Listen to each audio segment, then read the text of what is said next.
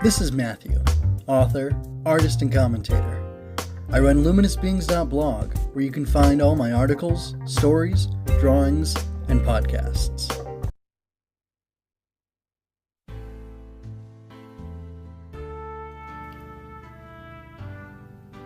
Welcome to King of Hearts, Queen of Sorrows, Reflections on Mobile Fighter G Gundam. I'm your host, Matthew Munoz. I'm an aspiring author and selective enjoyer of anime.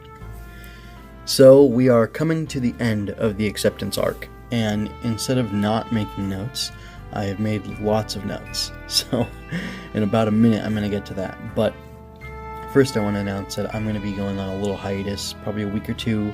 I want to put out 2 of these a week. And in order to do that, I want to give myself a buffer, and, gosh, that's something I've said a lot. Anyway, I'm trying to buffer all over the place, all throughout my life. Anyway, the next arc is going to be, the Japan arc, and that's episodes 12 through 17, so 1, 2, 3, 4, 5, 6, that's 6 episodes. Then after that would be, well, I'm not going to say, but it's episodes, there's 1, 2, 3, 4, 5, 6, 7 for that, technically, so, I might pair up, cover, I might release 3 in a week or something like that in order to get that done. But I was going to rush through the show originally and try to do it every day, but I decided that I would be best served by taking my time. And, I think I want to do another anime podcast after this, just because I'm having fun.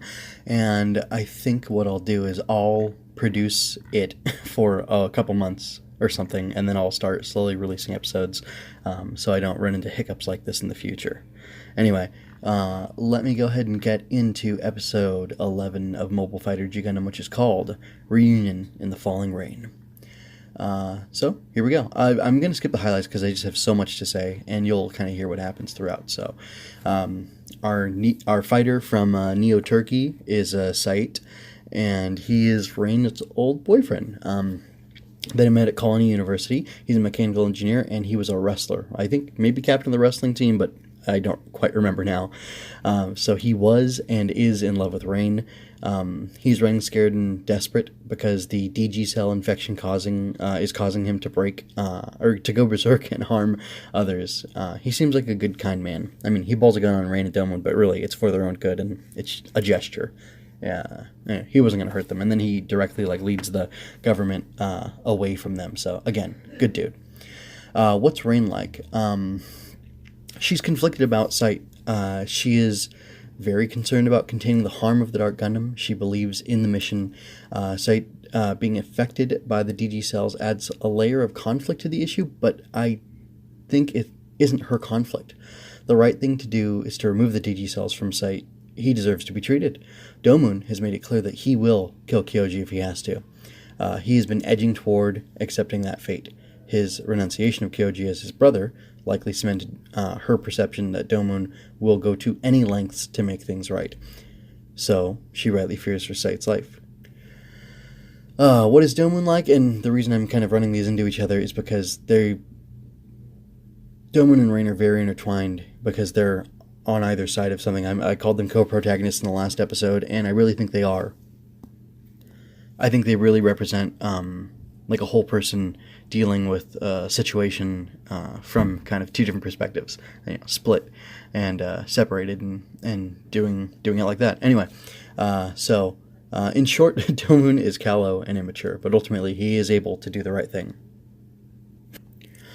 Rain has seen Domon fight and continue fighting, and she knows how single-minded he is. Domon regularly expresses disinterest in helping people. He almost exclusively acts in his interests. He does, in fact, help people along the way, but his affect is brusque and unsympathetic. He is brooding and cold, likely as a result of just pushing through each encounter each day in survival mode. He is a martial artist who spent a decade away from his family, only to return to the ruins of his old life. His mother is dead. His father's in prison in a cryogenic stasis. His brother on the run and responsible for destroying the family Domon will never have again, a family he spent less than half his life with. Rain is a doctor. She is also an engineer. While Domon's life has been about taking things apart, about his own life coming apart, she has been focused on connection, healing, and life. Rain has decided to put her life on hold to deal with the Dark Gundam. I think she and Sait were lovers. didn't take note of this. I'm sorry. I didn't take note of it this time around, but before, I was sure I heard mention of Sayit wanting to marry Rain. She left him when her father called, and his intention was to marry her, but she didn't know. Or she didn't know and she didn't show. So he decided to represent his nation as their Gundam fighter. Rain didn't reach out to explain things to Sayit. She just left. She was willing to put everything on hold to stop the harm of the Dark Gundam. The Dark Gundam has harmed Domon. She is his crewmate who repairs damage to Shining Gundam, deals with any injuries he might sustain, and helps him track down Kyoji and the Dark Gundam. I wonder how much of her, though, is tempted to try to heal the wounds Domon carries that leave no marks. This guy's been really hurt. She and Domon had a history. I actually found ages for people on... I'll leave links and I'll describe it more later, and I think I might do like an interlude episode talking about that, but I found ages, and they're both supposed to be 20, and he was gone for 10 years training, so they knew each other up until they were 10, and then he split and left her.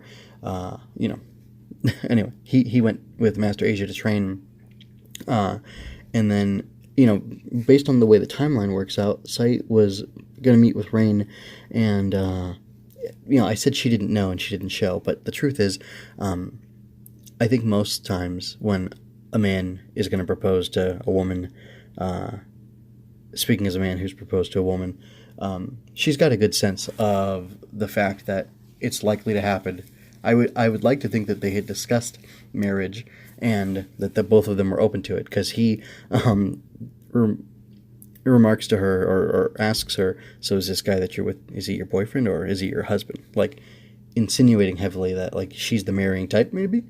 Or maybe they had been serious about marriage and he figured, well, she must have been serious about marriage, but maybe just left me, because, the guy was left to wonder. He was just left waiting and not knowing what had happened.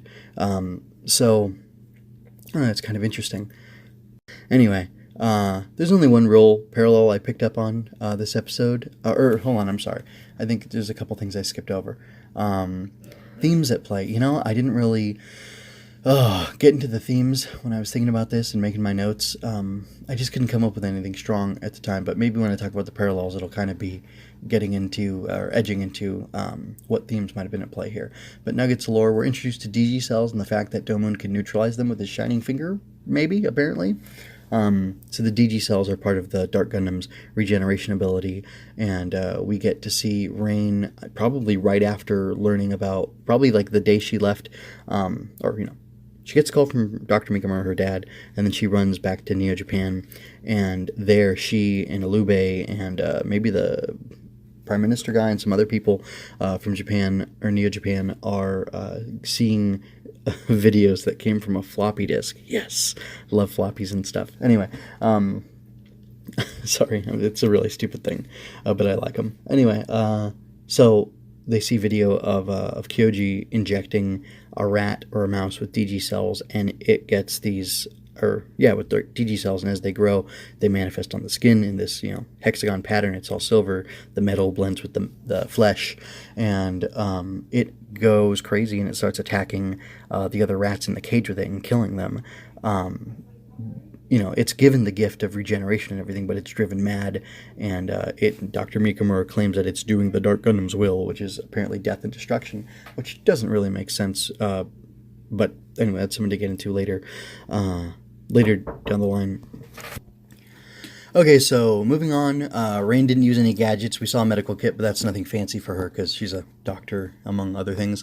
Lost in translation, I don't think I have mentioned this before, but the Dark Gundam is originally called the Devil Gundam in Japanese. I don't know how people weren't suspicious when they knew that Dr. Kashu and his son were building the Devil Gundam, but, whatever. It's the show, right? Okay, so the parallels. Here's the last thing. So Sayit blacks out in his Gundam as the DG cells affect him and cause him to go berserk. And then Domon is blinded by his pain and hatred to the point that he might have killed an innocent man without Rain to guide him.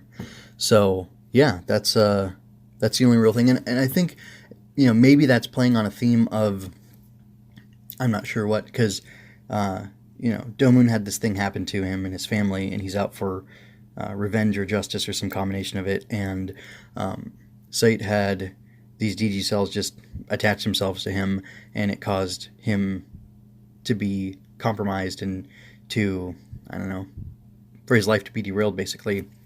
And I guess you could say, in both cases, the Dark Gundam and its influence have ruined these men's lives and change who they are and their focus, and can cause both of them at times to lose sight of what's important and to be destructive and full of hate and rage. So remember, go out there, folks, and grasp happiness. Thank you for your time and attention. I'd love to do more of this. Like, share, and subscribe to cheer me on, or give me feedback to make me stronger and smarter. Visit luminousbeings.blog for more. I link everything I do there, so if you want to comment, that's a place where I'll definitely see it.